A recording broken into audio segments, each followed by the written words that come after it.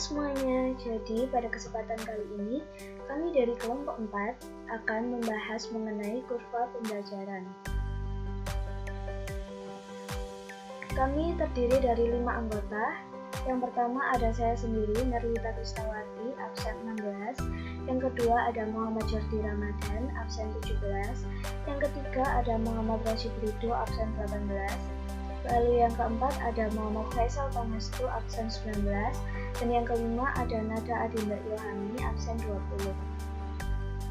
Kali ini kami akan membahas mengenai yang pertama ada konsep kurva pembelajaran, yang kedua kurva pembelajaran pada bidang manufaktur dan jasa, lalu yang ketiga penerapan kurva pembelajaran, yang keempat implikasi strategi kurva pembelajaran, dan yang kelima adalah keterbatasan kurva pembelajaran. Ini saya akan menjelaskan mengenai kurva pembelajaran.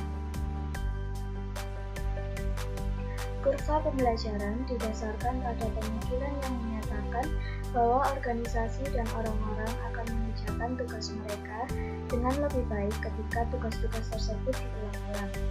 Sebuah grafik kurva pembelajaran yang digambarkan pada gambar di samping menampilkan jam kerja yang dibutuhkan untuk setiap unit dibandingkan dengan banyaknya unit yang diproduksi.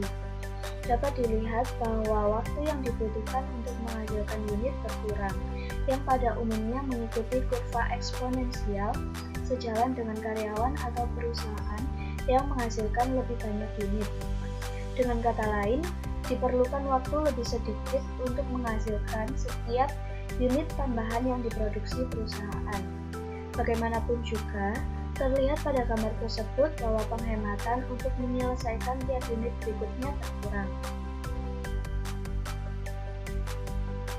Prinsip kurva pembelajaran dinyatakan sebagai T kali L pangkat N sama dengan waktu yang dibutuhkan untuk unit ke N, di mana T sama dengan biaya atau waktu per unit bagi unit pertama, L sama dengan tingkat kurva pembelajaran, N sama dengan banyaknya T dilipat gandakan. Jika untuk membuat unit pertama dari produk tertentu dibutuhkan 10 jam kerja, dan jika terdapat kurva pembelajaran 70%, maka waktu yang dibutuhkan untuk membuat unit keempat adalah 2 kali lipatnya, dari 1 menjadi 2, kemudian menjadi 4. Karena itu rumusnya adalah waktu yang diperlukan untuk membuat unit keempat sama dengan 10 kali 0,7 pangkat 2. Hasilnya adalah 4,9 jam.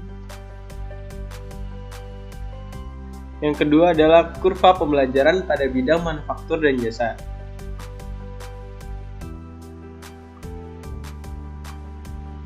Organisasi-organisasi yang berbeda, yakni yang memiliki produk berbeda, memiliki kurva pembelajaran yang juga berbeda. Tingkat pembelajaran bervariasi tergantung pada mutu manajemen serta proses dan produk yang potensial.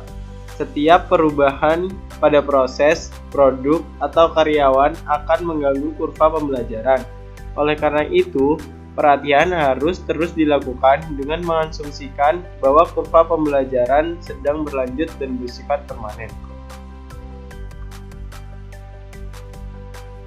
Selanjutnya ada kurva pembelajaran bermanfaat untuk berbagai tujuan. Tujuan yang pertama yaitu tujuan internal. Tujuan internal merupakan peramalan tenaga kerja, penjadwalan, penetapan biaya, dan anggaran. Yang kedua tujuan eksternal. Tujuan eksternal yaitu negosiasi rantai pasokan. Dan yang ketiga strategis atau tujuan strategis yaitu evaluasi kinerja industri dan perusahaan termasuk biaya dan penetapan harga. Selanjutnya di bab 3 ini saya akan menjelaskan tentang penerapan kurva pembelajaran. Pendekatan kurva pembelajaran ada 3. Yang pertama pendekatan aritmatika, kedua pendekatan logaritma, dan ketiga pendekatan koefisien kurva pembelajaran. Pendekatan aritmatika. Pendekatan aritmatika atau arithmetic approach adalah pendekatan yang paling sederhana pada permasalahan kurva pembelajaran. Seperti yang telah diuraikan, setiap kali produksi berlipat 2, maka tenaga kerja per unit menurun dengan sebuah faktor konstan yang dikenal sebagai tingkat pembelajaran.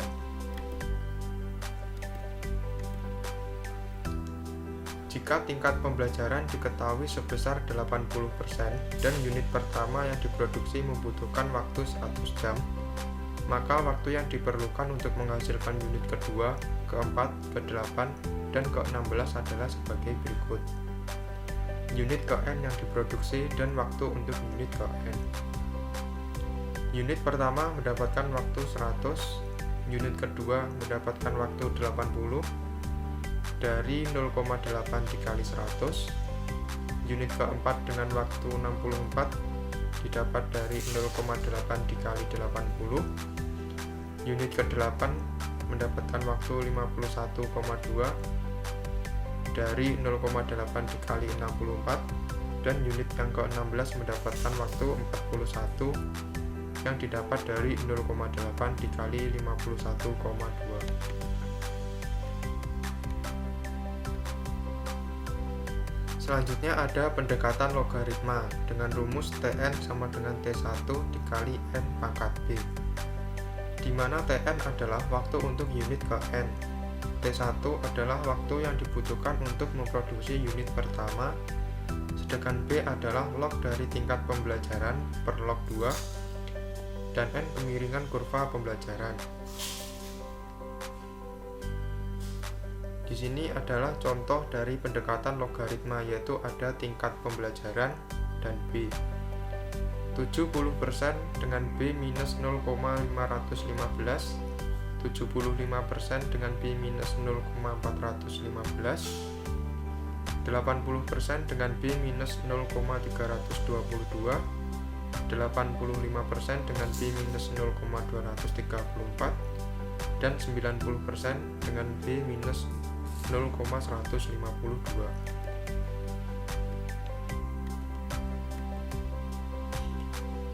Contoh menggunakan pencatatan untuk menghitung kurva pembelajaran dengan pendekatan logaritma. Tingkat pembelajaran bagi seorang akuntan publik bersertifikat dalam melakukan audit praktek dokter gigi adalah 80%. Greg Leitier, seorang lulusan Nicolex, menyelesaikan audit pertamanya dalam 100 jam.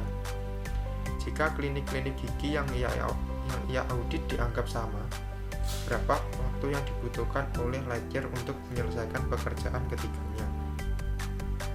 Di samping adalah penyelesaian untuk contoh soal di sana, yaitu dengan memakai pendekatan logaritma dengan rumus Tn sama dengan T1 dikali N pangkat B, yaitu ada T3 sama dengan 100 jam dikali 3 pangkat B, 100 dikali 3 pangkat B menjadi 3 log 0,8 per log 2, 100 dikali 3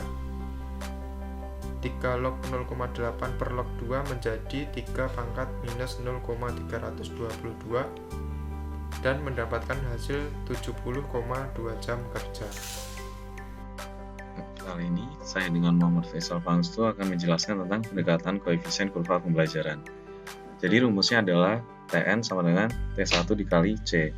Tn ini berupa jumlah tenaga kerja yang dibutuhkan untuk memproduksi unit ke N. Jadi unit ke N ini nanti akan diberitahu unit keberapa yang akan dicari, misalnya kayak unit keempat, ketiga, kedua. Dan itu berupa jumlah tenaga kerjanya yang biasa berupa jam tenaga kerja, misalnya kayak total tenaga jam kerja dan lain sebagainya. T1 ini berupa jumlah tenaga kerja yang dibutuhkan untuk memproduksi unit pertama. Jadi misalnya jumlah jam kerja untuk memproduksi unit pertama. Dan C ini berupa koefisien kurva pembelajaran. Jadi koefisien kurva pembelajaran ini bisa dicari, nanti ada tabelnya, dan tabelnya itu harus dilihat dari unit keberapa yang kita cari dan tingkat pembelajarannya berapa persen, yang bisa berjarak antara 70% sampai 90%. Ini adalah contoh ya. Misalnya kayak kita mencari unit ke-6 dengan tingkat pembelajaran 70%. Jadi untuk unit waktunya, untuk koefisiennya yaitu 0,398. Misalnya contohnya seperti itu. Jadi untuk memperjelasnya, misalnya ada contoh soal di sini. Jadi produsen galangan kapal ini membutuhkan waktu 125 jam kerja untuk menghasilkan kapal yang pertama. Dan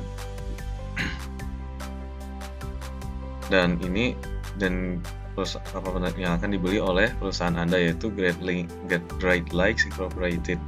Kapal kedua ketiga ini telah diproduksi oleh perusahaan Korea dengan tingkat pembelajaran 85% dan upahnya sebesar $40 per jam. Jadi yang dicari ini adalah biayanya berapa nih untuk memproduksi unit keempat. Jadi kan rumusnya tadi TN sama dengan T1 dikali C. TN ini kan unit keberapa, itu unit keempat.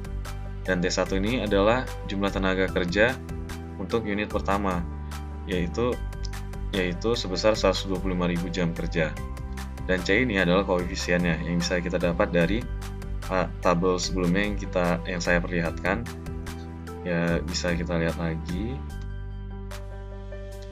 Misalnya tadi tingkat pembelajarannya 85% dan unit yang dicari adalah unit keempat. Dan dari itu kita bisa mendapatkan koefisiennya sebesar 0,723.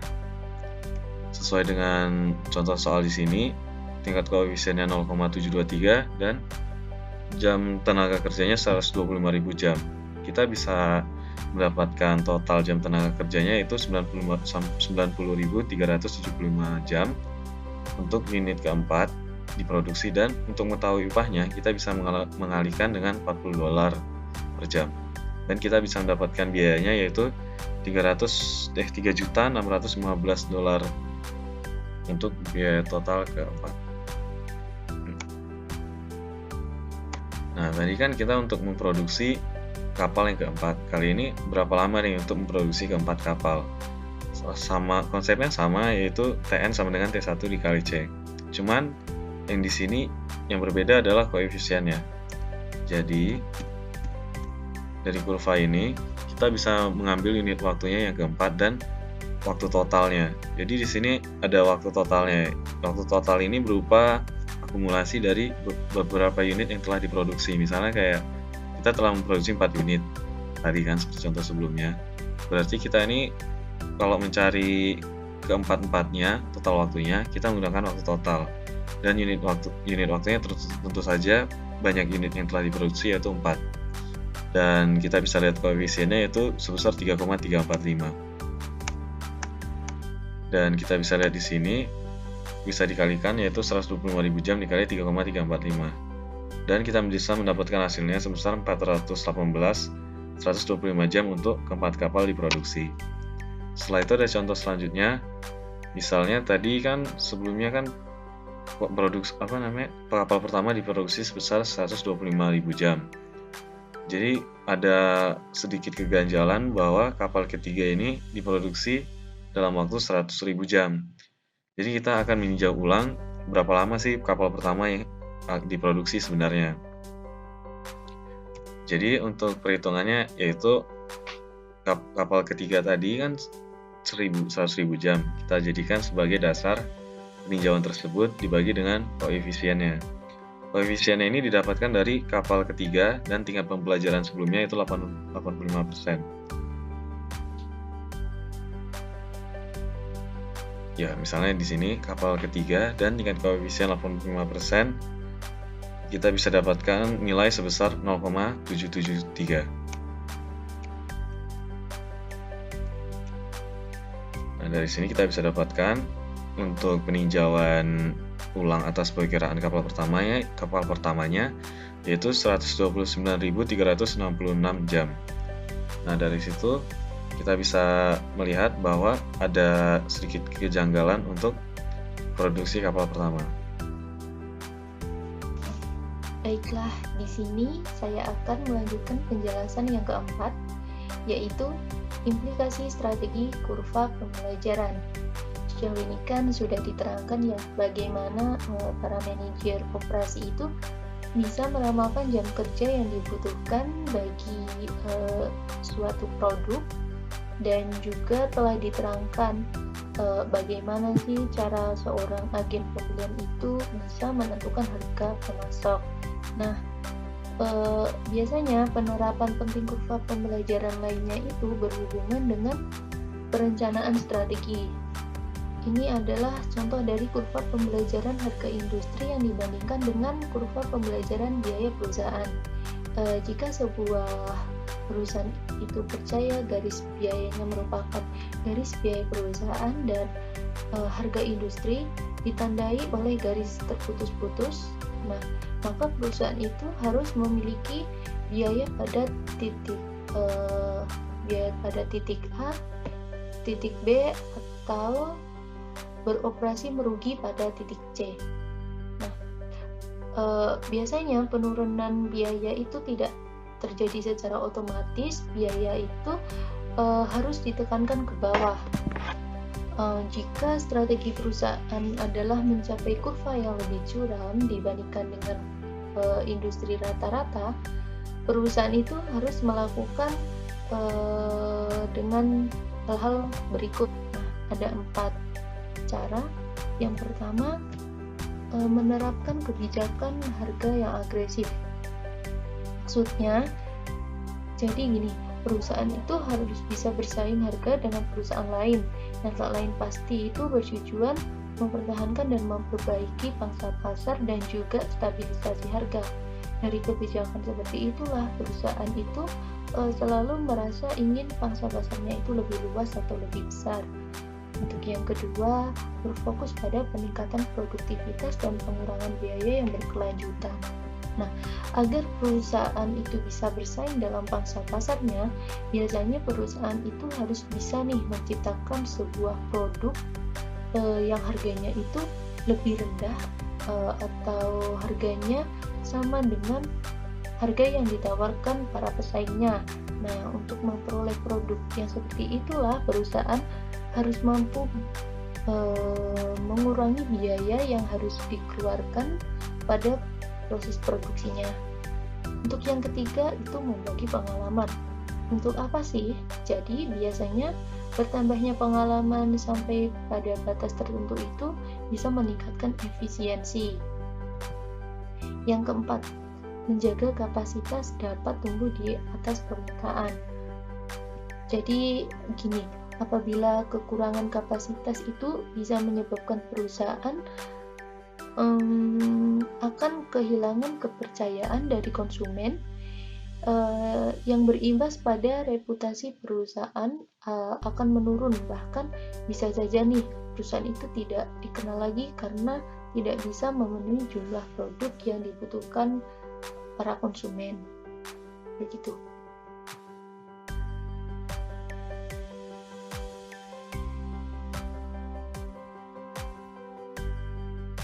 Di sini saya akan melanjutkan penjelasan yang kelima, yaitu keterbatasan kurva pembelajaran. Biasanya sebelum menggunakan kurva pembelajaran ada beberapa hal yang harus diurutkan sebagai berikut. Ada 5 ya. Jadi yang pertama itu kurva pembelajaran berbeda pada setiap perusahaan dan industri. Maka biasanya perkiraan untuk setiap organisasi itu harus dibuat, bukannya menerapkan kurva pembelajaran perusahaan atau industri lain. Untuk yang kedua, kurva pembelajaran sering berdasarkan pada waktu diperlukan untuk memproduksi unit-unit awal. Karena itu, waktu tersebut itu harus akurat. Setelah informasinya tersedia, perlu dilakukan evaluasi ulang. Untuk yang ketiga, segala perubahan pada karyawan, desain, atau prosedur dapat mengubah kurva pembelajaran.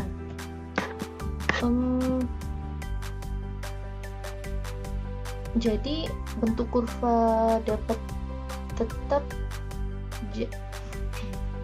jadi bentuk kurva itu bisa saja tetap sepanjang suatu periode waktu yang pendek ataupun akan jatuh pada jangka panjang. Untuk yang keempat, sementara para pekerja dan proses membaik, kurva pembelajaran yang sama tidak selalu dapat diterapkan bagi tenaga kerja tidak langsung dan bahan mentah. Untuk yang kelima, pada budaya kerja, begitu juga ketersediaan sumber daya dan perubahan dalam proses bisa mengubah kurva pembelajaran. Sebagai contoh nih, ketika sebuah proyek itu hampir selesai, upaya dan minat para pekerjanya itu mungkin saja menurun dan membatasi kemajuan kurva.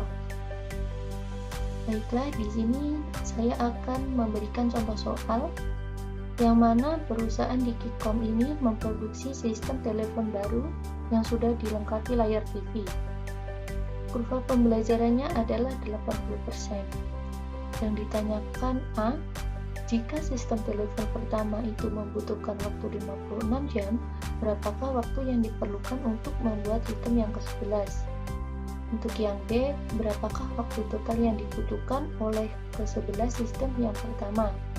Yang C, sebagai agen pembelian, Anda itu diharapkan membeli sistem telepon ini, mulai dari unit ke-12 hingga unit ke-15.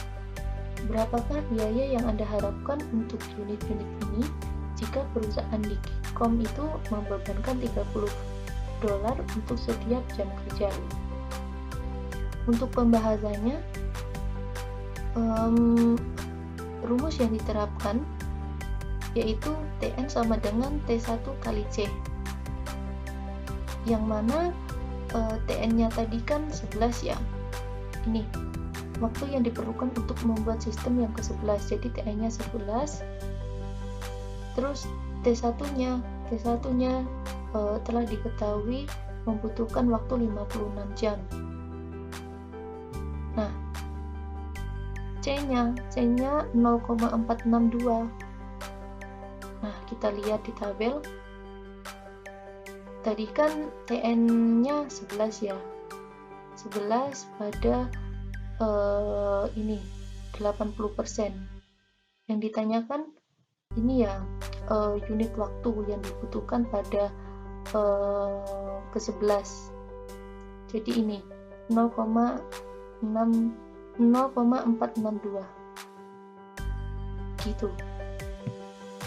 Dimasukkan 56 jam dikali 0,462 sama dengan 25,9 jam.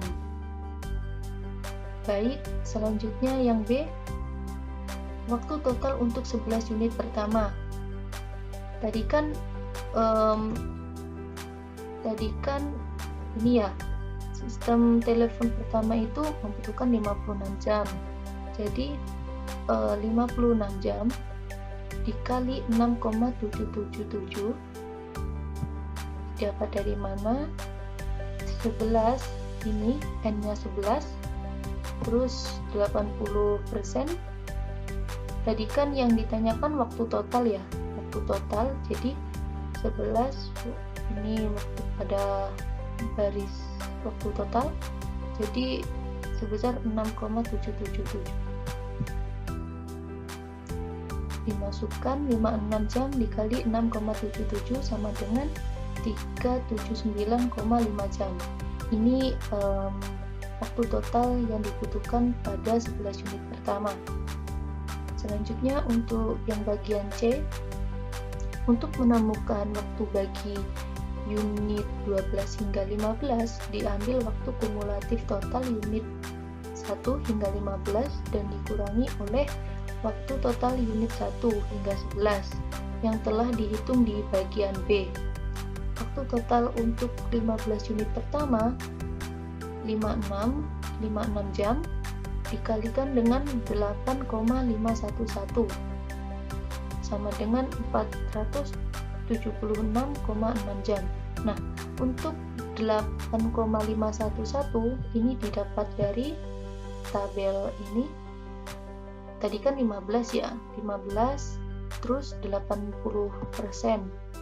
Nah, yang ditanyakan adalah waktu total. Ini 15 pada waktu total sebesar 8,511. Seperti itu. Jadi, waktu untuk unit 12 hingga 15 adalah 476,6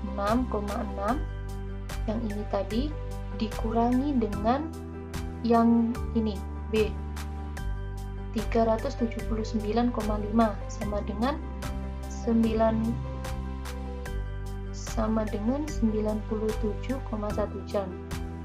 Ini adalah nilai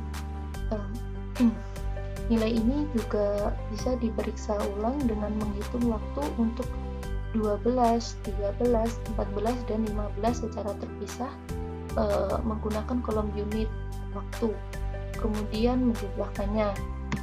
Untuk biaya yang diharapkan untuk unit 12 hingga 15 itu sebesar ini 97,1 jam dikalikan dengan ini, Digikom membebankan $30 untuk setiap jam kerja, kalikan dengan $30 per jam sama dengan $2.913.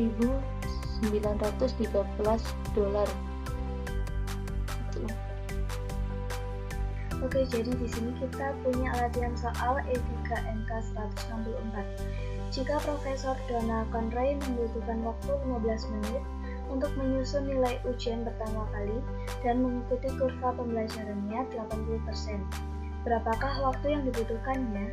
A. Untuk menilai ujian ke-25, B. Untuk menilai 10 ujian pertama.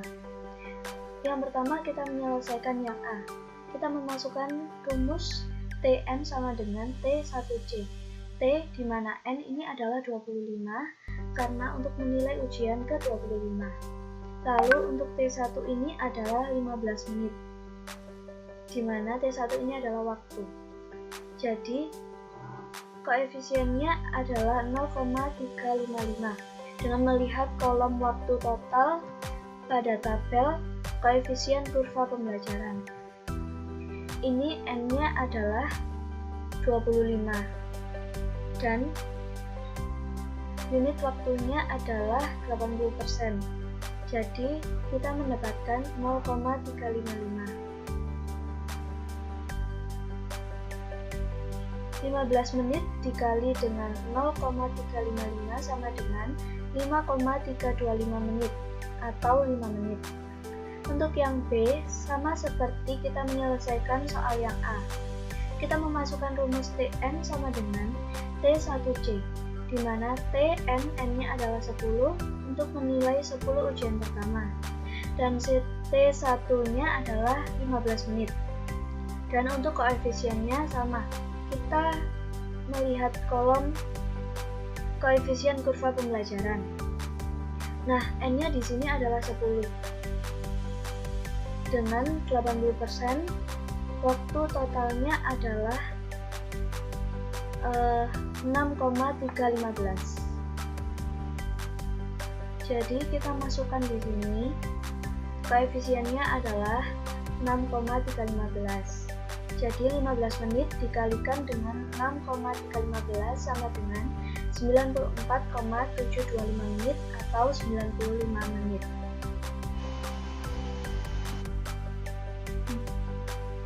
Selanjutnya kita akan membahas latihan soal M4 MK 164. Jika untuk menyelesaikan pencangkokan kornea mata pertama kali di rumah sakit dibutuhkan waktu 563 menit dengan tingkat pembelajaran 90%. Berapakah waktu kumulatif untuk menyelesaikan? A. 3 operasi pencangkokan pertama, B. 6 operasi pencangkokan pertama, C. 9 operasi pencangkokan pertama, dan D. 16 operasi pencangkokan pertama.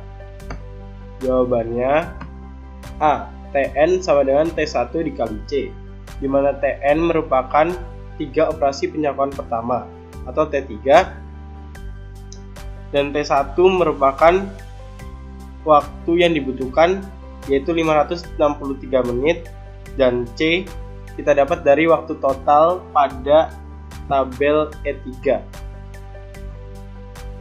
yaitu 2,746.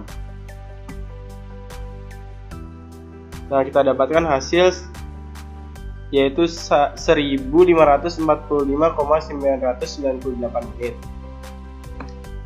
Kemudian yang B, T6 sama dengan 563 menit dikali 5,101.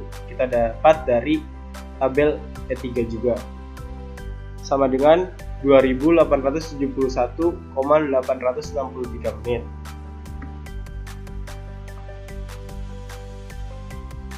Yang selanjutnya yaitu yang C, T9 sama dengan 563 menit dikali 7,290.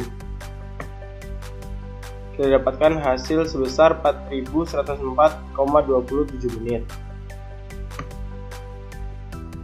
Selanjutnya yang D, T16 sama dengan 563 menit dikali 12,040.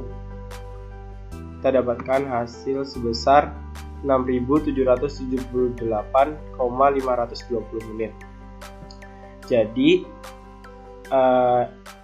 kesimpulannya yang A, 3 operasi pencapaian pertama yaitu waktu yang dibutuhkan sekitar 1595,998 menit, dan yang B, 6 operasi pencapaian pertama yaitu kita dapatkan sekitar 2871,863 menit, dan yang C, 9 operasi pencapaian pertama yaitu kita dapatkan sekitar 4104,27 menit. Dan yang D, pencapaian pertama kita dapatkan nilai sebesar 6778,520 menit. Sekian penjelasan dari kami. Jika ada yang kurang jelas, bisa banget nih kalian tanyakan kepada kita. Atau kalian juga bisa kok putar ulang videonya. Oke? Boleh dong, pastinya di like dulu video ini. Aku punya pantun nih buat kalian. Ada tahu di dalam minyak. I love you buat yang nyimak. Bye-bye.